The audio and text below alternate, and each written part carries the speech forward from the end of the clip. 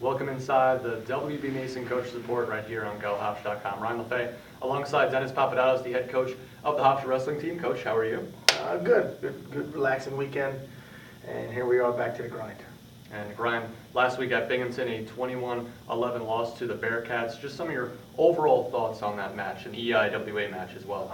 A New York match, kind of a turn into a rivalry match. When I coached at Binghamton, we actually beat Hofstra 3 times. When we were there, when Hofstra was ranked in the top 25, so we started turning around, and then now Binghamton's won it 3 times in a row on us, and that's a little frustrating. But it's frustrating because we had what it takes with the lineup we put out there to win this on Friday, and we didn't. And there wasn't any bad referee calls, and what bothers me the most, as I told the guys, it's not even like the Binghamton came out and took it from us, and we didn't let them have it. They just kind of got it, if that makes sense. So it was kind of an interesting duel meet. So I was a little grumpy about, and I keep saying we have some guys redshirting that would have made a difference. I mean, at 25, Damon majored that kid in the conference tournament last year. I mean, that kid's beaten Damon too, but Damon beat him 2 or 3 times. Mike Hughes would have been a heavy favorite at heavyweight, and that alone mathematically wins the duel. But we didn't need them to win. So, we expected to win 49, we expected to win 57, we expected to win 74, and we didn't. And, that's what cost us the dual meet. So, they did what they had to, and they got to win, and we got to do a better job of making those adjustments. So I'm just a little grumpy because even though what we put out there, it was good enough to win on that dual meet on that day, and we didn't. And I felt like we could have did more to take it and put it in our own hands, and we didn't. And we learned, and we're young, and we'll keep making, as long as we keep making the adjustments, we'll be okay. But we're allowed to be frustrated about it.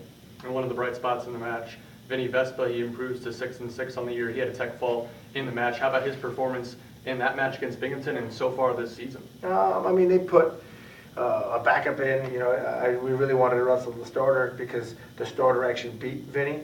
And since that day, they went in other directions. I don't think the kids won a match since, and Vinny's, so we were looking for a little grumpy. They didn't put him in. So Vinny was really mad that they didn't put him in, and he let them know that now I'm going to score a ton of points on this kid you're putting in on me. Kind of sent a message. So, and he did, and that was good. And then Connor Burkert, here's a good example of what we wanted. Connor Burkert lost to that kid 8-0 at the Binghamton Open.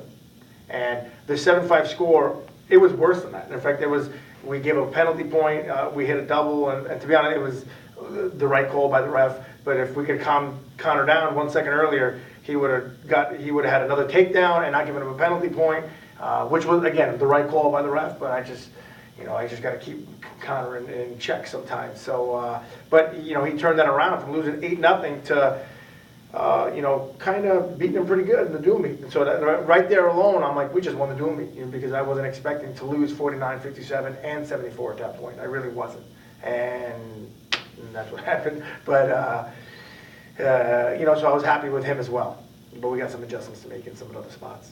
And now just looking ahead, a week off as Hofstra prepares for finals, but the Lock Haven Open on December 29th. What is the focus going to be in practice this next week and a half, and who are you planning on sending to the Lock Haven Open? Well, everyone's going to Lock Haven, including the red shirts. Other than the only red shirt that might not wrestle is Garrett Lambert, hasn't wrestled yet because he's not fully cleared.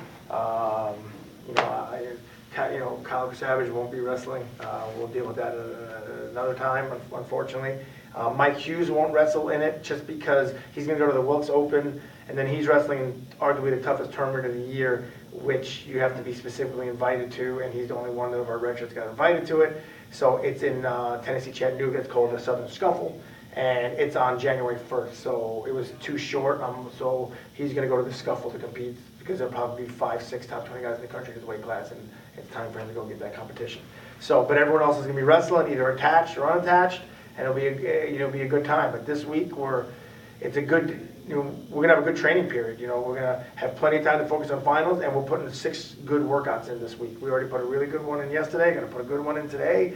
Got another one tomorrow during study days, and then during their finals week, we have everyone's final schedule, and we're organizing groups of 4 and bringing everyone in at times that don't interfere with their finals or study groups and whatever, and get them some individualized work. So it'll be a good training period, and one that we need because we're so young, and it's guys don't have to worry about weight. That's why we planned it this way. Focus on your finals. Let's get some good training in. Focus on your finals. Go home for Christmas, come back, and we're ready to grind again.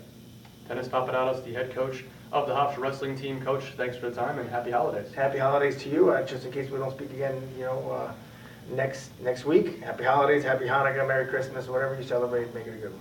And thanks for watching the WREST Coach Support right here on GoHofstra.com.